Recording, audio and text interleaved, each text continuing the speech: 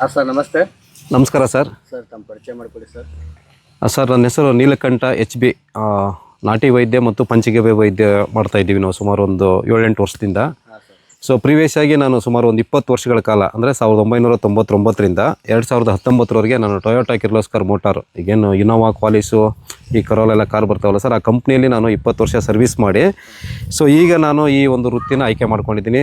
ಸುಮಾರು 2019ರಿಂದ ನಾನು ಇದನ್ನ ವೃತ್ತಿಯಾಗಿ ತಗೊಂಡಿದ್ದೇನೆ ಅಥವಾ ಒಂದು ಸೇವೆ ಅಂತ ತಗೊಂಡಿದ್ದೇನೆ. 2019ಕ್ಕಿಂತ ಮುಂಚೆನೂ ಒಂದು 5-6 ವರ್ಷ ನಾವು ಏನು ಮಾಡ್ತಾಯಿದ್ವಿ ಅಂದರೆ ಈ ಒಂದು ನಾಟಿ ವೈದ್ಯವನ್ನು ನಾನು ಮನೆಯಲ್ಲೇ ನಮ್ಮ ಒಂದು ಶ್ರೀಮತಿಯವರ ಹೆಸರಲ್ಲಿ ನಾನು ಪ್ರಾರಂಭ ಮಾಡಿದ್ದೆ. ಸೊ ತದನಂತರ ನಾನು ಒಂದು 19ರಲ್ಲಿ ತಮಿಳ್ನಾಡಲ್ಲಿ ಕಾಂಚೀಪುರಂ ಅಂತಿದೆ ಸರ್, ಕಾಂಚೀಪುರಮಲ್ಲಿ ನಾನು ನಿರಂಜನ ವರ್ಮ ಅಂತೇಳಿ ಗುರೂಜಿಯವ್ರ ಹತ್ರ ನಾನು ಸುಮಾರು ಒಂದು ಶಾರ್ಟ್ ಟರ್ಮ್ ಕೋರ್ಸ್, ಅದು ಪಂಚಗವ್ಯದಲ್ಲಿ ನಾವು ಹೇಗೆ ಗವ್ಯ ಉತ್ಪನ್ನಗಳನ್ನು ಮಾಡೋದು, ಗೋಮೂತ್ರದಲ್ಲಿ ಯಾವ್ಯಾವ ಔಷಧಿ ಗುಣಗಳಿದ್ದಾವೆ, ಮತ್ತು ನಾಟಿ ಹಸುವಲ್ಲಿ ಯಾವ್ಯಾವ ಔಷಧಿ ಗುಣಗಳಿದ್ದಾವೆ, ಮತ್ತು ನಮ್ಮ ಅಡುಗೆ ಮನೆ ಎಷ್ಟು ಇಂಪಾರ್ಟೆಂಟು ನಮ್ಮ ಒಂದು ದೈಹಿಕ ಆರೋಗ್ಯವನ್ನು ಕಾಪಾಡ್ಕೊಳ್ಳೋಕ್ಕೆ, ಮತ್ತು ನಮ್ಮ ಪ್ರಕೃತಿಯಲ್ಲಿ ಯಾವುದು ತೊಂದರೆ ಇರದೇ ಇರತಕ್ಕಂಥ ಗಿಡಮೂಲಿಕೆಗಳನ್ನು ನಾವು ಹೇಗೆ ಬಳಸ್ಕೋಬೋದು ಅನ್ನೋದನ್ನ ಅಲ್ಲಿ ಒಂದು ತರಬೇತಿ ಮೂಲಕ ಪಡ್ಕೊಂಡು ಅದಕ್ಕೆ ಒಂದು ತುಂಬ ರೆಕಗ್ನೈಸ್ಡ್, ಅದು ಭಾರತ್ ಸೇವಿಕ್ ಸಮಾಜ ಕಡೆಯಿಂದ ಅದನ್ನ ನಮಗೆ ಸರ್ಟಿಫಿಕೇಶನ್ ಥರನೇ ಮಾಡಿಕೊಟ್ಟಿದ್ದಾರೆ. ಜೊತೆಗೆ ನಮಗೆ ಕರ್ನಾಟಕದಲ್ಲಿ ಪಾರಂಪರಿಕ ವೈದ್ಯ ಪರಿಷತ್ಗಳಂತಿದ್ದಾವೆ. ಸೊ ಅಲ್ಲೂ ಕೂಡ ಅಷ್ಟೇ ನಾವು ಕೆಲವು ತರಬೇತಿಗಳನ್ನು ಪಡೆದಿದ್ದೀವಿ. ಮತ್ತು ಕೆಲವು ಹಳೆಯ ಕಾಲದಿಂದ ಮಾಡ್ತಾ ಬಂದಂಥ ನಾಟಿ ವೈದ್ಯರುಗಳ ಹತ್ರ ನಾವು ಸ್ವಲ್ಪ ಕೆಲವು ಮಾಹಿತಿಗಳನ್ನು ಕಲೆಕ್ಟ್ ಮಾಡ್ಕೊಂಡು ಏನು ಮಾಡ್ತಾಯಿದ್ದೀವಿ ಅಂದರೆ ಸುಮಾರು ಒಂದು 7 ವರ್ಷದಿಂದ ಅಂದಾಜು ನಾವು ಈ ಒಂದು ಸೇವೆ ಮಾಡ್ತಾ ಇದ್ದೀವಿ. ಸೊ ಈ ಗೋವು ಅಥವಾ ಈ ಪ್ರಕೃತಿ ಮತ್ತು ನಮ್ಮ ಅಡುಗೆ ಮನೆ ಹೇಗೆ ನಮ್ಮ ಆರೋಗ್ಯದ ಮೇಲೆ ತುಂಬ ಪರಿಣಾಮಕಾರಿ ಬೀರ್ತದೆ ಅನ್ನೋದನ್ನ ನಾವು ಹಳೆ ಕಾಲದಿಂದ ತಿಳ್ಕೊಂಡಿರುವಂಥದ್ದೇ. ಯಾವುದೂ ಕೂಡ ಏನು ನಾವು ಹೊಸ್ದಾಗಿ ಏನು ಹೇಳ್ತಾ ಇಲ್ಲ. ಇಲ್ಲಿ ಎಲ್ಲ ಪೂರ್ವಜರು ಹೇಳಿದ್ದಾರೆ, ಮಹನೀಯರು ಹೇಳಿದ್ದಾರೆ, ಜ್ಞಾನಿಗಳು ಹೇಳಿದ್ದಾರೆ, ಪಂಡಿತರುಗಳು ಹೇಳಿದ್ದಾರೆ. ಸೊ ಈ ಗೋವಿನ ಬಗ್ಗೆ ನಾವು ಇವತ್ತು ಹೇಳಬೇಕು ಅಂತಂದರೆ ಸರ್, ಗೋವು ಮುಕ್ಕೋಟಿ ದೇವತೆಗಳ ವಾಸಸ್ಥಾನ ಅಂತ ಹೇಳ್ತಾರೆ. ಗೋವನ್ನ ನಾವು ಮುಕ್ಕೋಟಿ ದೇವತೆಗಳ ವಾಸಸ್ಥಾನ ಯಾಕೆ ಹೇಳಿದರು ಅಂತಂದರೆ, ನಾವು ಭಾರತೀಯರು ಯಾವ್ಯಾವ ವೃಕ್ಷಗಳಿಗಾಗಿರ್ಬೋದು ಅಥವಾ ಯಾವುದೇ ಒಂದು ಜೀವಿಗಳಿಗಾಗಿರ್ಬೋದು ನಾವು ಪೂಜೆ ಮಾಡ್ತೀವಲ್ವಾ, ಆ ಪೂಜೆ ಮಾಡುವಂಥ ಎಲ್ಲ ವೃಕ್ಷಗಳಾಗಿರ್ಬೋದು, ಗೋವಾಗಿರ್ಬೋದು, ತುಳಸಿ ಆಗಿರ್ಬೋದು, ಯಾವುದೇ ಪದಾರ್ಥಕ್ಕೆ ನಾವು ಪೂಜೆ ಮಾಡ್ತಾಯಿದ್ವಿ ಅಂದರೆ ಅದರಲ್ಲಿ ತುಂಬ ಅದ್ಭುತವಾದಂಥ ಔಷಧಿ ಗುಣ ಇದೆ. ಮತ್ತು ತುಂಬ ಅದ್ಭುತವಾಗಿ ಮನುಕುಲಕ್ಕೆ ಅಥವಾ ಜೀವ ಸಂಕುಲಕ್ಕೆ ಅಥವಾ ನಮ್ಮ ಪಂಚ ಭೂಮಿಗೆ ಇಲ್ಲಿರ್ತಕ್ಕಂಥ ಎಲ್ಲ ಜೀವಿಗಳಿಗೆ ತುಂಬ ಅನುಕೂಲವಾಗಿರೋಕ್ಕೆ ನಮ್ಮ ಪೂರ್ವಜರು ಋಷಿಗಳು ಎಲ್ಲ ಪೂಜೆ ಮಾಡೋಕ್ಕೆ ಹೇಳಿದ್ದಾರೆ. ಸೊ ನಾವು ಹಸುಗೆ 33 ಕೋಟಿ ದೇವತೆಗಳಿದ್ದಾವೆ ಅಂತ ಪೂಜೆ ಮಾಡ್ತಾ ಇರೋ ಉದ್ದೇಶ ಬಂದ್ಬಿಟ್ಟು ಇದರಲ್ಲಿ ಕೊಡ್ತಕ್ಕಂಥ ಪ್ರತಿಯೊಂದೂ ಔಷಧಿನೇ. ಇದರಲ್ಲಿ ನಮಗೆ ಸುಮಾರು ಈ ಸಗಣಿ ಅಂತ ಹೇಳ್ತಾರೆ. ಸಗಣಿ ಅಂದರೆ ಅಂದರೆ ಸುವರ್ಣ ಅಂತಂದರೆ ಬಂಗಾರದ ಗಣಿನೇ ಸಗಣಿಯಲ್ಲಿದೆ ಅಂತ ಹೇಳ್ತಾರೆ. ಸೊ ಇದಕ್ಕೆ ನಿಮಗೆ ಬಂದರೆ ಗೋಮೂತ್ರ ಸರ್, ಗೋಮೂತ್ರದಲ್ಲಿ ಸಾಕ್ಷಾತ್ ಔಷಧಿ ನಿರ್ಮಾತೃ. ಈ ಪ್ರಪಂಚಕ್ಕೆ ನಾವು ಭೂಮಿ ಯಾವಾಗ ಸಕಲ ಜೀವರಾಶಿಗಳು ಹುಟ್ಟೋದ್ವಲ್ವ, ಹುಟ್ಟೋಕ್ಕಿಂತ ಮುಂಚೆ ಇಲ್ಲೇನು ಔಷಧಿಗಳಿದ್ವಲ್ಲ ಅದನ್ನು ನಿರ್ಮಾಣ ಮಾಡಿರೋರು ಧನ್ವಂತರಿ ಮಹರ್ಷಿಗಳು. ಸೊ ಅವರೇ ಬಂದು ಗೋಮೂತ್ರದಲ್ಲಿ ವಾಸವಾಗಿದ್ದಾರೆ. ಮತ್ತು ಹಾಲು ಬಂದು ನಿಮಗೆ ಎಲ್ಲ ಔಷಧಿಗಳೇ ಸಾರ. ಇವತ್ತು ಬಹುಶಃ ಗೊತ್ತಿರುತ್ತೆ, ಇಲ್ಲಿವರೆಗೆ ನಮ್ಮ ದೇಶದಲ್ಲಿ ಎಲ್ಲರ ಮನೆ ಮುಂದೆ 4-5 ಅಥವಾ 10-15-20 ಹಸುಗಳು ಇದ್ವು. ಅಲ್ಲಿವರೆಗೆ ಯಾರಿಗೆ ಕಾಯಿಲೆನೇ ಇರಲಿಲ್ಲ. ಸುಮಾರು ಇದ್ದರೂ ಕೂಡ ನಮ್ಮ ದೇಶದಲ್ಲಿರೋ ಈ ನಾಟಿ ವೈದ್ಯರುಗಳೇ ಅದನ್ನ ಗುಣಪಡಿಸ್ತಾ ಇದ್ರು. ಮತ್ತು ತುಂಬ ಆಯುಷ್ಯ ವೃದ್ಧಿ ಇರೋದು, ಬಲಕಾರಕವಾಗಿರೋದು ಈ ಒಂದು ಹಸುವಿನ ಉತ್ಪತ್ತಿ ಅನ್ನೋದಕ್ಕಿಂತನೂ ಎಷ್ಟೋ ನಾವು ಈ ಪತ್ರಿಕೆಗಳಲ್ಲಿ ಮತ್ತು ಈ ಸಾಮಾಜಿಕ ಜಾಲತಾಣಗಳಲ್ಲಿ ನೋಡಿದಾಗ ಈ ಹಸುವಿನ ಮೈ ಸೌರಕ್ಕೇ ಬೇರೆ ಬೇರೆ ದೇಶಗಳಲ್ಲಿ ಇಷ್ಟಂತ ಚಾರ್ಜ್ ಮಾಡ್ತಾ ಇದ್ದಾರೆ ಅಂತ ಅಂದ್ಬಿಟ್ಟು ಓದಿದ್ದೀವಿ ನಾವು. ಸೊ ಹಸುವಿನ ಸಾಂಗತ್ಯ ಇದೆ ಅಲ್ವಾ, ಅದೊಂಥರ ತಾಯಿ ಸಾಂಗತ್ಯ ಇದ್ದಂಗೆ. ನಮಗೆ ತಾಯಿ ಕೇವಲ 1.5-2 ವರ್ಷದವರೆಗೆ ನಮ್ಗೆ ಹಾಲು ಉಣಿಸ್ಬೋದು. ಈ ಗೋಮಾತೆ ನಮಗೆ ಜೀವ ಇರೋವರೆಗೆ ಅಂದರೆ ಬಾಲಕರಿಂದ ಹಿಡಿದು ಮುದುಕರಾಗೋರವರೆಗೆ. ಮತ್ತು ಈ ಗೋಮಾತೆ ಅನ್ನೋದು ನಮ್ಮ ಭಾರತೀಯರಿಗೆ ಅನ್ನದಾತ ಇದ್ದಂಗೆ. ಮತ್ತು ಇದು ಗೃಹ ಪ್ರವೇಶಕ್ಕಾಗಿರ್ಬೋದು, ಮದುವೆ ಧಾರೆ ಏರಿಯಕ್ಕಾಗಿರ್ಬೋದು, ಅಥವಾ ನಾವು ಸತ್ತಾಗ ಶವ ಸಂಸ್ಕಾರಕ್ಕೂ ಕೂಡ ಇದ್ರದ್ದೊಂದು ಉತ್ಪನ್ನ ನಮಗೆ ಬೇಕಾಗತ್ತೆ. ಅದಕ್ಕೆ ಇದು ಈ ಹಸುವಿನ ಋಣ ತೀರ್ಸೋಕ್ಕಾಗೋದಿಲ್ಲ. ನಾವೆಲ್ಲ ಏನು ಅಂದ್ಕೊಂಡಿದ್ದೀವಿ ಅಂದರೆ ತಾಯಿ ಒಬ್ಬರಿದ್ದಾರೆ ಅಂತ ಅಂದ್ಕೊಂಡಿದ್ದೀವಿ. ನಮಗೆ ಇಲ್ಲ, ಆ್ಯಕ್ಚುಲಿ ಸಪ್ತ ಮಾತೆಯರಂತ ಇದ್ದಾರೆ ನಮಗೆ ನಮ್ಮ ಜ್ಞಾನದ ಪ್ರಕಾರ. ಸಪ್ತ ಮಾತೆಯರಲ್ಲಿ ಬಹಳ ಮುಖ್ಯವಾಗಿ ನಮ್ಮ ಹೆತ್ತ ತಾಯಿ ಒಂದು ಕಡೆ ಆದರೆ, ನಮಗೆ ಹಳೆ ಕಾಲದಲ್ಲಿ ರಾಜರು ಇರ್ತಿದ್ದಾರಲ್ಲ ಅವರ ಹೆಂಡತಿ ಕೂಡ ನಮಗೆ ತಾಯಿ ಸಮಾನ. ನಮಗೆ ಗುರುಗಳಾಗಿರ್ತಾರಲ್ಲ, ವಿದ್ಯೆ ಕೊಟ್ಟಿರ್ತಾರಲ್ಲ, ಅವ್ರ ಹೆಂಡತಿ ಕೂಡ ನಮಗೆ ಗುರುಗಳ ಸಮಾನ. ಮತ್ತು ನಮ್ಮ ಅಣ್ಣನ ಹೆಂಡತಿ ಅತ್ತಿಗೆ ಕೂಡ ನಮಗೆ ಗುರುಗಳ ಸಮಾನ. ನಮ್ಮ ಗೋಮಾತೆ, ಗಂಗಾಮಾತೆ ಅಂತ ಈ ಥರ ನಮಗೆ ಸಪ್ತ ಮಾತೆಯರು ಅಂತ ಹೇಳ್ತಾರೆ. 7 ಜನ ಮಾತೆಯರು, ಅದರಲ್ಲಿ ಗೋಮಾತೆನೂ ಕೂಡ ಒಬ್ಬಳು. ಸೊ ಇವಳಿಗೆ ನಾವು ಎಷ್ಟು ಸೇವೆ ಮಾಡ್ತೀವಲ್ವ ಅಷ್ಟು ನಾವು ಸಮೃದ್ಧಿಯಾಗಿರ್ತೀವಿ. ಎಲ್ಲಿವರೆಗೆ ನಮ್ಮ ದೇಶದಲ್ಲಿ ಹೇರಳವಾಗಿ ನಾಟಿ ಹಸುಗಳು ಇದ್ವಲ್ವ ಅಲ್ಲಿವರೆಗೆ ನಮ್ಮ ದೇಶ ಸಮೃದ್ಧವಾಗಿ ಇತ್ತು. ಸೊ ಈಗ ನಾವು ಸಮೃದ್ಧವಾಗಿದ್ದೀವಿ ಆರ್ಥಿಕವಾಗಿ ಅಂತ ಅಂದ್ಕೊಂಡಿದ್ದೀವಿ. ನಿಜವಾಗ್ಲೂ ಹೇಳ್ಬೇಕಂದ್ರೆ ರೋಗಗ್ರಸ್ತ ಆಗಿದೆ ನಮ್ಮ ದೇಶ. ಕಾರಣ ಏನಂದರೆ ನಮ್ಮ ಶರೀರ ಆಗಿರ್ಬೋದು ಅಥವಾ ಈ ಪ್ರಕೃತಿ ನಿರ್ಮಾಣ ಆಗಿರೋದು ಪಂಚಮಹಾಭೂತಗಳಿಂದ. ಪಂಚಮಹಾಭೂತಗಳಂತಂದರೆ ಅಗ್ನಿ, ವಾಯು, ಆಕಾಶ, ಭೂಮಿ, ಜಲ. ಸೊ ಇವಾಗ ಗೊತ್ತಿರುವ ಹಾಗೆ ಎಲ್ಲ ಕಲುಷಿತಗೊಂಡಿದ್ದಾವೆ. ಸೊ ಅದನ್ನು ಶುದ್ಧಿ ಮಾಡೋಕೆ ಇದ್ದಿದ್ದು ನಮ್ಮ ದೇಶದಲ್ಲಿ ಯಾವುದಾದ್ರು ಒಂದು ಅದ್ಭುತವಾದಂಥ ಜೀವಿ ಇದ್ದರೆ ಅದು ಗೋವು. ಸೊ ನಿಮಗೆ ಒಂದು ಈ ಗೋವಿನ ಬಗ್ಗೆ ಒಂದು ಚಿಂತನೆ ಹೇಳಬೇಕಂದ್ರೆ ಸ್ವಾಮಿ ವಿವೇಕಾನಂದರಿಗೆ ಹೊರಗಡೆ ದೇಶದಲ್ಲಿ ಏನು ಹೇಳ್ತಾರೆ, ನಿಮ್ಮ ದೇಶದಲ್ಲಿ ಅತ್ಯಂತ ಉಪಯುಕ್ತವಾದ ಪ್ರಾಣಿ ಯಾವುದು ಅಂತ ಕೇಳ್ತಾರೆ ಅವರು. ಮನುಷ್ಯರಿಗಾಗಲಿ ನಿಮಗೆ ಉಪಯುಕ್ತವಾದ ಪ್ರಾಣಿ. ಅವರು ವಿವೇಕಾನಂದರು ಆ ಸೆಮಿನಾರಲ್ಲಿ ಆ ಪತ್ರಕರ್ತರಿಗೆ ಏನು ಹೇಳ್ತಾರೆ ಅಂದರೆ ಕತ್ತೆ ಅಂತ ಹೇಳ್ತಾರಂತೆ. ಸೊ ಪತ್ರಕರ್ತರಿಗೆ ಏನಾಗುತ್ತೆ ಸರ್ ಅಂದರೆ ತುಂಬ ಗಾಬರಿ ಆಗ್ತಾರಂತೆ ಅವರು. ಸೊ ಗಾಬರಿ ಆದಾಗ ಸ್ವಾಮಿ ವಿವೇಕಾನಂದರಿಗೆ ಅವ್ರು ಮರು ಪ್ರಶ್ನೆ ಮಾಡ್ತಾರೆ, ಯಾರು ಪತ್ರಕರ್ತರು ಹೊರಗಿನ ದೇಶದಲ್ಲಿ. ಏನಂತ, ಏನ್ರಿ ನಾವು ನಿಮ್ಮ ದೇಶದಲ್ಲಿ ನಾವು ಹಸುನ ಅಥವಾ ಆಕಳನ್ನ ನಾವು ಒಳ್ಳೆ ಉತ್ತಮ ಪ್ರಾಣಿ ಅಂತ ಕೇಳ್ಪಟ್ಟಿದ್ವಿ, ನೀವು ನೋಡಿದ್ರೆ ಕತ್ತೆನ ಹೇಳ್ತಾ ಇದ್ದೀರಲ್ಲ ಅಂತ ಹೇಳ್ತಾರಂತೆ ವಿವೇಕಾನಂದರು. ವಿವೇಕಾನಂದರು ತಟ್ಟನ ಅಂತ ಹೇಳ್ತಾರೆ, ನಾವು ಹಸುನ ಯಾವತ್ತೂ ಅದನ್ನು ಒಂದು ಪ್ರಾಣಿ ಅಂತ ನಾವು ಭಾವಿಸಿಲ್ಲ. ನಮ್ಮ ದೇಶದಲ್ಲಿ ನಾವು ಪೂಜೆ ಮಾಡೋ ದೇವತೆ ಅದು ನಮ್ಮ ಹೆತ್ತ ತಾಯಿ ಸಮಾನ ಪ್ರಾರ್ಥ ಕೊಟ್ಟಿದ್ದೀವಿ. ಅದು ನಮ್ಮಷ್ಟೇ ತಾಯಿ ಸಮಾನ, ಅದು ನಮಗೆ ಅದು ಪ್ರಾಣಿ ಅಲ್ಲ, ಅದು ನಮಗೆ ಪ್ರಾಣ ಅಂತ ಹೇಳ್ತಾರೆ ವಿವೇಕಾನಂದರು. ಸೊ ಅಷ್ಟು ಅದ್ಭುತವಾದಂಥ ವ್ಯಾಖ್ಯಾನಗಳನ್ನು ನಮ್ಮ ಋಷಿಗಳು, ನಮ್ಮ ದಾರ್ಶನಿಕರು ಈ ಗೋವಿನ ಬಗ್ಗೆ ಹೇಳಿದ್ರು ಕೂಡ ಇವತ್ತು ನಮಗೇನಾಗಿದೆ ಅಂದರೆ ನಮ್ಮ ದೇಶದಲ್ಲಿ ಗೋವು ಇವತ್ತು ನಾವು ಇಷ್ಟೆಲ್ಲ ಪ್ರಚಾರಗಳನ್ನು ಜಾಗೃತಿಗಳನ್ನು ಮೂಡಿಸ್ತಾ ಇದ್ದಾರೆ ಹಿರಿಯರು ದಾರ್ಶನಿಕರೆಲ್ಲಾದರೂ, ಆದರೂ ಅಳಿವಿನಂಚಿನಲ್ಲಿದೆ ಇದು. ಇವತ್ತು ಎಲ್ಲ ದೇಶಿ ಗೋಗಳು, ನಾನು ಅದು ಇದು ಅಂತ ಹೇಳೋದಿಲ್ಲ, ಇದು ಹಳ್ಳಿಕಾರ್ ತಳಿ. ಸೊ ಬೇರೆ ಆಗಿರ್ಬೋದು, ಇವತ್ತು ನಿಮಗೆ ಜವಾರಿ ಆಗಿರ್ಬೋದು, ಕಿಲಾರಿ ಆಗಿರ್ಬೋದು, ಕೃಷ್ಣ ವ್ಯಾಲಿ, ದೇವಣಿ, ಬೇರೆ ಬೇರೆ ಎಲ್ಲ ತಳಿಗಳು ಇವತ್ತು ಏನಾಗಿದೆ ಅಳಿವಿನಂಚಿನಿದ್ದಾವೆ. ಕಾರಣ ಏನಂದರೆ ಇದರಲ್ಲಿ ಆರ್ಥಿಕತೆ ಇಲ್ಲ ಅಂತ ಅನ್ನೋದು. ಯಾಕಂದರೆ ಪ್ರತಿಯೊಬ್ಬನಿಗೂ ಕೂಡ ಏನಾಗಿದೆ, ಈಗ ಆಧುನಿಕ ಜಗತ್ತಲ್ಲಿ ನಮಗೆ ದುಡ್ಡಿನ ಒಂದು ಅವಶ್ಯಕತೆ ಇದೆ. ಉದಾಹರಣೆಗೆ ನಾವೆಲ್ಲ ಒಂದು 40-50 ವರ್ಷದ ಹಿಂದೆ ನಾವು ನೋಡಿದಾಗ ಏನಂದರೆ ರೈತರಿಗೆ ಹಸು ಇರ್ತಾಯಿತ್ತು, ಹೊಲ ಇರ್ತಾಯಿತ್ತು, ಮತ್ತು ಯಾವುದು ಖರ್ಚು ವೆಚ್ಚಗಳಿರಲಿಲ್ಲ. ಬಟ್ ಇವತ್ತು ಏನಂದರೆ ಒಂದು ಶಿಕ್ಷಣಕ್ಕೆ ಹೋದರೂ ನಮಗೆ ಖರ್ಚು ಬೇಕು, ಮಕ್ಕಳಿಗೆ ಎಜುಕೇಷನ್ಗೆ, ಮತ್ತು ನಮಗೆ ಒಂದು ಮೊಬೈಲ್ಗೆ ಪ್ರತಿ ತಿಂಗಳು ಮನೇಲಿ ಒಂದು 3 ಜನ ಇದ್ದರೆ 3 ಮೊಬೈಲ್ ಇದ್ದರೆ ಅದಕ್ಕೊಂದು 1000 ರೂಪಾಯಿ ಬೇಕು. ಹಾಗೆ ಗ್ಯಾಸಿಗೆ ಬೇಕು, ಅವಾಗೆಲ್ಲ ಕಟ್ಟಿಗೆ ಒಲೆಗಳಲ್ಲಿ ಅಡುಗೆ ಮಾಡ್ತಾಯಿದ್ವಿ. ಹಾಗೆ ಸರ್ ನಮಗೆ ಪ್ರತಿಯೊಂದಕ್ಕೂ ಇವತ್ತು ನಾವು ಹಣ ಅವಶ್ಯಕತೆ ಇರೋದ್ರಿಂದ ಹಣ ಬೇಕಾದಂಥ ಪರಿಸ್ಥಿತಿ ಇವತ್ತು ನಿರ್ಮಾಣ ಆಗಿದೆ. ಸೊ ಏನಾಗಿದೆ ನಮ್ಮ ದೇಶದಲ್ಲಿ ಈಗ ಹಣ, ಇದರಲ್ಲಿ ಹಾಲು ಕಡಿಮೆ ಕೊಡ್ತೇವೆ ಒಂದೇ ಒಂದು ಕಾರಣಕ್ಕೆ ನಾವೇನು ಮಾಡ್ತಾ ಇದ್ದೀವಿ, ಇದ್ರ ಜಾಗಕ್ಕೆ ಬೇರೆ ತಳಿಗಳದ್ದು ಹಸುಗಳನ್ನು ನಾವು ಸಾಕಿ ಹಾಲಲ್ಲಿ ಉತ್ಪಾದನೆನ ನೋಡ್ತಾ ಇದ್ದೀವಿ. ಸೊ ಒಂದೇ ಮಾತಲ್ಲಿ ಹೇಳಬೇಕಂದ್ರೆ ಲಕ್ಷ್ಮೀ ಅವತಾರ ಇದು ಹಸು ಅಂದರೆ. ಸೊ ಲಕ್ಷ್ಮಿ ಅಂದರೆ ಇದರಲ್ಲಿ ಅಷ್ಟು ಆರ್ಥಿಕತೆ ಇದೆ, ಅದನ್ನು ನಾವು ಬಳಸ್ಕೋಬೇಕಷ್ಟೇ.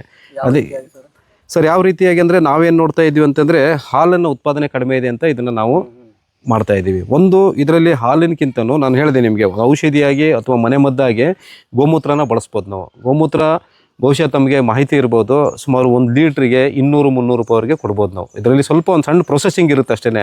ನಾವು ಇದನ್ನು 12 ಗಂಟೆ ನಾವು ಹಸುಗಳಿಗೆ ಮೇಯಿಸಿದ್ರು ಕೂಡ ಮುಂದೆ ಇನ್ನೊಂದು ಅರ್ಧ-ಮುಕ್ಕಾಲು ಗಂಟೆ ನಾವು ಕೆಲಸ ಮಾಡಿದ್ರೆ ಅದರಿಂದ ನಾವು ಆರ್ಥಿಕತೆ ಮಾಡ್ಕೋಬೋದು. ಸೊ ಈ ಹಸು ಗಂಜಲನ್ನು ಡಿಸ್ಟಿಲೇಷನ್ ಮಾಡಿಬಿಟ್ಟು ನಾವು ಅದಕ್ಕೆ ಕೆಲವು ತರಬೇತಿಗಳನ್ನು ಪಡೆದು ನಾವು ಅದನ್ನ ಏನು ಮಾಡ್ಬೋದು ಹೇಳಿ, ಮೌಲ್ಯವರ್ಧನೆ ಮಾಡಿ ನಾವು ಮಾರಿದ್ರೆ ಏನಾಗ್ತದೆ, ಗೋಮೂತ್ರದಲ್ಲಿ ನಮಗೆ ಒಂದು ಆದಾಯ ಉತ್ಪತ್ತಿ ಆಗುತ್ತೆ. ಇದು ಒಂದನೇ ಆದಾಯ. ಇನ್ನು ಎರಡನೇ ಸಗಣಿಯಲ್ಲೂ ಅಷ್ಟೇ. ಈಗ ಸುಮಾರು ಜನ ಬಹುಶಃ ತಮಗೆ ಗೊತ್ತಿರುವ ಹಾಗೆ ರೈತರಿಗೆ ಇದ್ರ ಮಾಹಿತಿ ಇರೋದಿಲ್ಲ. ಈ ಮಾಹಿತಿ ತಿಳಿಸೋಕ್ಕೋಸ್ಕರನೇ ಈ ಒಂದು ನಾವು ಜಾಗೃತಿ ಮೂಡಿಸ್ತಾ ಇರೋದು. ಗಂಜಲದಲ್ಲಾಯಿತು, ಈಗ ಸಗಣಿಯಲ್ಲೂ ಅಷ್ಟೇ. ಈಗ ನಿಮ್ಗೆ ಅಗ್ನಿಹೋತ್ರ ಮಾಡುವಂಥ ಕ್ರಿಯೆಗಾಗಿರ್ಬೋದು, ಹಲ್ಪುಡಿಗಾಗಿರ್ಬೋದು, ಅಥವಾ ಬೇರೆ ಬೇರೆ ವಿಷಯಗಳಿಗೆ ಬೆರಣಿಗಳು ಬೇಕಾದಾಗ ಬೆರಳುಗಳನ್ನು ತಟ್ಟಿ ನಾವು ಮಾಡ್ಬೋದು. ಆಮೇಲೆ ಬಹುಶಃ ನಿಮ್ಗೆ ಗೊತ್ತಿರಬೇಕು, ಈ ಸಗಣಿಯಿಂದ ನಾವು ವಿಭೂತಿ ಮಾಡಿದ್ರೆ ಅದಕ್ಕೆ ತುಂಬ ವ್ಯಾಲ್ಯೂ ಇದೆ. ಅಷ್ಟು ಅದ್ಭುತವಾದಂಥ ಒಂದು ವಿಭೂತಿನ ನಾವು ಈ ಸಗಣಿಯಲ್ಲಿ ಮಾಡ್ಬೋದು. ಪ್ರೊಸೆಸಿಂಗ್ ಇರುತ್ತೆ ಅಷ್ಟೇ. ಅದಕ್ಕೆ ಆರ್ಥಿಕ ಕೆಲವು ಸ್ಟಾರ್ಟಿಂಗಲ್ಲಿ ಕಷ್ಟ ಆಗ್ಬೋದು, ಬರ್ತಾ ಬರ್ತಾ ಅದು ನಮಗೆ ಈಸಿಯಾಗಿ ಆಗ್ತದೆ. ಮತ್ತು ಈಗ ನಿಮ್ಗೆ ನೋಡಿದ್ರೆ ಹಾಲು. ಸೊ ಹಾಲು ಇವತ್ತು ನಿಮಗೆ ಬೆಂಗಳೂರಂಥ ಮಹಾನಗರಗಳಲ್ಲಿ ಇವತ್ತು ದೇಶೀಯ ಹಸು ಹಾಲಿಗೆ 100-150 ರೂಪಾಯಿವರೆಗೆ ಕೊಡೋರಿದ್ದಾರೆ. ಅಷ್ಟು ಅದ್ಭುತವಾದಂಥ ಪೋಷಕಾಂಶಗಳು. ಯಾಕಂದರೆ ಔಷಧಿ ಗುಣ ಅಷ್ಟಿದೆ ಇದರಲ್ಲಿ. ಅದು ತಿಳುವಳಿಕೆ ಇರೋರು ದುಡ್ಡಿನ ಯೋಚನೆ ಮಾಡಲ್ಲ, ಇಲ್ಲ ಒಳ್ಳೆ ಕೆಲಸ ಅಂದ್ಬಿಟ್ಟು ಕೊಡ್ತಾರೆ. ಸರ್ ನೋಡಿ, ಇಲ್ಲಿ ನಮ್ಮ ಹತ್ರ ಹೆಚ್ಚು ಕಡಿಮೆ ಸುಮಾರು ಒಂದು 20 ಹಸುಗಳಿದ್ದಾವೆ. ಇಲ್ಲಿ ಯಾವುದಕ್ಕೂ ನಾವು ಜಾಸ್ತಿ ಮೇವುಗಳದ್ದು ಇದು ಮಾಡಲ್ಲ. ಸೊ ಇದ್ರದ್ದು ಸರ್ ಹಾಗೆ ಮೇವೇನೂ ಇಲ್ಲ. ಬಟ್ ಏನಂದರೆ ಶಿವಕುಮಾರ ಸ್ವಾಮಿ ಅಣ್ಣ ಅಂತೇಳಿ ಇವರು. ಸೊ ಈ ಗೋಮಂದಿರದ ಹೆಸರು ಶ್ರೀ ಶಿವಕುಮಾರ ಸ್ವಾಮೀಜಿ ಗೋಮಂದಿರ ಅಂತಂದ್ಬಿಟ್ಟನೆ ಹೆಸರು ಇಟ್ಟಿಲ್ಲ, ಅದು ಹೊಸ ನಾಮಕರಣ ಮಾಡಬೇಕು. ಇದಕ್ಕೆ ಮಾಡಿಬಿಟ್ಟು ಇದನ್ನು ಒಂದು ಸುಸಜ್ಜಿತವಾಗಿ, ಅಂದರೆ ಇಲ್ಲಿ ನಿಮಗೆ ಗವ್ಯೋತ್ಪನ್ನಗಳು ಜೊತೆಗೆ ಗೋಮೂತ್ರ ಅರ್ಕ ಆಗಿರ್ಬೋದು, ಅಥವಾ ಈ ಮೌಲ್ಯವರ್ಧನೆ ಮಾಡೋದು ಹೇಗೆ, ಮತ್ತು ಇಲ್ಲಿ ಇನ್ನೂ ಸಾಕೋಕ್ಕೆ ಸಾಕಷ್ಟು ಅವಕಾಶಗಳಿದೆ. ಸೊ ಇಲ್ಲಿಂದ ನಿಮಗೆ ಒಂದು ಕಿಲೋಮೀಟ್ರ್ ಹೆಚ್ಚು ಕಡಿಮೆ 1-1.5 ಕಿಲೋಮೀಟ್ರ್ ಹೋದರೆ ಬೆಟ್ಟ ಗುಡ್ಡಗಳಿದ್ದಾವೆ ಪ್ರತಿಯೊಂದು ಹಸುಗಳೂ ಇಲ್ಲಿ. ಸೊ ಬೆಟ್ಟ ಗುಡ್ಡಗಳಲ್ಲಿ ಮೇಯೋದ್ರಿಂದ ಇದರಲ್ಲಿ ನಾವು ಏನೇ ಗೋಮೂತ್ರದಲ್ಲಿ ಒಂದು ಉತ್ಪಾದನೆ ಮಾಡಲಿ, ಸಗಣಿಯಲ್ಲಿ ಮಾಡಲಿ ಅಥವಾ ಹಾಲಲ್ಲಿ ಮಾಡಲಿ, ಅದ್ಭುತವಾದಂಥ ಔಷಧಿ ಗುಣಗಳಿರ್ತವೆ ಇದಕ್ಕೆ. ಸೊ ಇದು ಒಂದು ಭಾಗ. ನಾವು ಗೋವಿನ ಮಹಿಮೆ ಹೇಳಿದ್ವಿ, ಗೋವಿನ ಹಾಲೋತ್ಪನ್ನಗಳು ಹೇಳಿದ್ವಿ.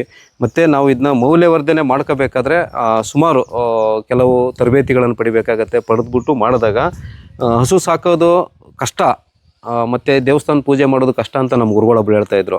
ಯಾಕಂದ್ರೆ ಹಸುಗಳು ಕಾಸೋದು ಕಷ್ಟ ಯಾಕಂತಂದರೆ ಒಂದು ದಿನ ನಾವು ಅದಕ್ಕೆ ಲಾಲನೆ ಪೋಷಣೆ ಮಾಡದೇ ಇದ್ದರೆ ವ್ಯವಸ್ಥೆ ಹಾಳಾಗೋಗ್ಬಿಡುತ್ತೆ. ಒಂದು ಕರೆಯೋ ಹಸುಗೆ ನಾವು ಬೆಳಿಗ್ಗೆ ಎದ್ದು ಒಂದು 5 ಗಂಟೆ ಕರೀದೇ ಇದ್ದರೆ ಅಥವಾ ಒಂದು 6 ಗಂಟೆ ಕರೀದೇ ಇದ್ದರೆ 9 ಗಂಟೆ 10 ಗಂಟೆ ಒಳಗೆ ಕೆಚ್ಚಲು ಬಿಕ್ಕೊಂಬಿಟ್ಟು ಅದು ತೊಂದರೆಲಿರುತ್ತೆ. ಅಂದರೆ ಹಸು ಸಾಕೋದು ಅಷ್ಟು ಕಷ್ಟದ ಕೆಲಸ. ಮತ್ತು ದೇವ್ರ ಪೂಜೆ ಮಾಡೋದು ಅಷ್ಟೇ, ಪ್ರತಿದಿನವೂ ನಾವು ದೇವ್ರ ಪೂಜೆ ಮಾಡದೇ ಇದ್ದರೆ ಅದು ಶುಭಕಾರವಲ್ಲ. ಬೇರೆ ಯಾರನ್ನಾರು ವ್ಯವಸ್ಥೆ ಮಾಡೋದ್ರು ಮಾಡಬೇಕಾಗುತ್ತೆ ದೇವ್ರ ಪೂಜೆ ಮತ್ತು ಹಸು ಸಾಕೋದೆಲ್ಲ. ಸೊ ಇದು ಒಂದು ಭಾಗ. ಸೊ ನಮಗೆ ಈ ಕೆಲಸ ನಾನು ಹೇಳಿದೆ ನಿಮಗೆ, ನಾನು ಟೊಯೋಟಾ ಕಿರ್ಲೋಸ್ಕರದಲ್ಲಿ ಕೆಲಸ ಮಾಡ್ತಾಯಿದ್ದೆ. ಸೊ ಅದು ಬಿಟ್ಟು ಇದನ್ನು ಮಾಡೋಕ್ಕೆ ಉದ್ದೇಶ ಏನಂತಂದರೆ, ಒಂದು ನಾವು ರಾಜು ದೀಕ್ಷಿತರದ್ದು ಕೆಲವು ಪುಸ್ತಕಗಳನ್ನು ಓದ್ತಾ ಇದ್ವಿ. ಆಮೇಲೆ ಕೆಲವು ಈ ಗೋವಿನ ವಿಚಾರವಾಗಿ ನಮ್ಮ ಗೊತ್ತಿರೋರಿಗೆಲ್ಲ ಚಿಕಿತ್ಸೆ ಕೊಡಿಸಿದಾಗ ಏನಾಗುತ್ತೆ, ಅವ್ರಿಗೆ ಪರಿಣಾಮಕಾರಿಯಾಗಿ ಗುಣ ಆದಮೇಲೆ ನಾವು ಇಂಪ್ರೆಸ್ ಆಗಿ, ಅಂದರೆ ಅದ್ರ ಬಗ್ಗೆ ನಮಗೆ ತುಂಬ ಆಳವಾಗಿ ಬೇರೂರಿ ಸುಮಾರು ಒಂದು 2008-9ರಿಂದ ಇದರಲ್ಲೇ ತಲೆ ಇಟ್ಟು ನಾನು ಸುಮಾರು ಒಂದು 10 ವರ್ಷಗಳ ಕಾಲ ಅಧ್ಯಯನ ಮಾಡಿ, ಕೆಲವ್ರನ್ನ ವ್ಯಕ್ತಿಗಳನ್ನ ಸಂದರ್ಶನ ಮಾಡಿ, ಕೆಲವು ತರಬೇತಿಗಳನ್ನ ಪಡ್ಕೊಂಡು ನಾನು ಸುಮಾರು ಒಂದು 25 ಲಕ್ಷ ಸಂಬಳ ಇತ್ತು ನಂದು ವರ್ಷಕ್ಕೆ. ಒಂದು ವರ್ಷಕ್ಕೆ 25 ಲಕ್ಷ ಅಂದರೆ ತಿಂಗಳಿಗೆ 1.5 ಲಕ್ಷ ಪ್ಲಸ್ ಒಂದು 6-7 ಲಕ್ಷ ಬೋನಸ್ಸು, ಪ್ಲಸ್ ಈಗ ಬೇರೆ ಬೇರೆ ನಾವು ಎಕ್ಸ್ಟ್ರಾ OT ಮಾಡಿದ್ರೆಲ್ಲ ಅದು ಬೇರೆ. 25 ಲಕ್ಷ ಸಂಬಳ ಬಿಟ್ಟು ಕನಿಷ್ಠ ಒಂದು 6.5 ವರ್ಷದಿಂದ ಇಲ್ಲಿ ಮಾಡ್ತಾ ಇದ್ದೀವಿ. ನಾವು ಇದೇ ಗೋವಿನ ಉತ್ಪನ್ನಗಳನ್ನು ಬಳಸ್ತಾ ಇರೋದು, ಈ ಬೆಟ್ಟ ಗುಡ್ಡಗಳಲ್ಲಿ ಮೇಯ್ದಿರೋದನ್ನೇ ಒಂದು ಭಾಗ. ಎರಡನೇ ಭಾಗ ಇದನ್ನು ಇನ್ನೂ ಸುಸಜ್ಜಿತವಾಗಿ ಮಾಡಬೇಕು ಅನ್ನೋದು ನಮ್ಮದು ಕನಸು. ಸುಮಾರು ಸಲ ನನಗೆ ಇಲ್ಲಿ ಬಂದಾಗ ನಾವು ಗೋಮೂತ್ರ ಕಲೆಕ್ಟ್ ಮಾಡ್ಬೇಕಾದ್ರೆ ಇನ್ನೊಂದು ಮಾಡ್ಬೇಕಾದ್ರೆ ಅನಿಸ್ತಾ ಇರುತ್ತೆ ನನಗೆ, ಸ್ವಲ್ಪ ಏನಾದ್ರು ಮಾಡಬೇಕು, ಇಲ್ಲಿ ಸ್ವಲ್ಪ ಚೆನ್ನಾಗಿ ಮಾಡಬೇಕಂತ. ಬಟ್ ನಮ್ಮದು ಬೇರೆ ಬೇರೆ ಕಾರಣಗಳಿಂದ ಮಾಡೋಕ್ಕಾಗಿಲ್ಲ. ಖಂಡಿತವಾಗ್ಲೂ ಈ ಬಾರಿ ನಾವು ಸುಮಾರು ಇಲ್ಲಿ ಈ ಎಲ್ಲ ಹಸುಗಳು, ಕೆಲವು ಮಳೆಯಲ್ಲೂ ಕೂಡ ನಮಗೆ ಇಲ್ಲಿ ಶೆಡ್ಡಿನ ವ್ಯವಸ್ಥೆ ಇಲ್ಲ. ಕೆಲವಕ್ಕೆ ಮಳೆಯಲ್ಲೇ ನೆನೀತಾ ಇರ್ತೇವೆ. ಸೊ ಅದೃಷ್ಟಿಯಿಂದ ಈ ಜಾಗನ ಮತ್ತು ಹಿಂದ್ಗಡೆ ಇರೋದನ್ನ ಅಲ್ಲಿ ಪೂರ್ತಿ ಪ್ರಮಾಣ ಈ 4 ಮೂಲೆಗಳಿಗೂ ಈ ರೀತಿ ಫುಲ್ಲು ಇದು ಮಾಡಿ ನೋಡಿ. ಇದು ಹಸುಗಳು ನಮ್ಗೆ ನೋಡಿದ್ರೆ ಸಾಕು. ಸೊ ಈ ಥರ ಮಾಡೋವಂಥ ಒಂದು ವಿಚಾರ ಇದೆ.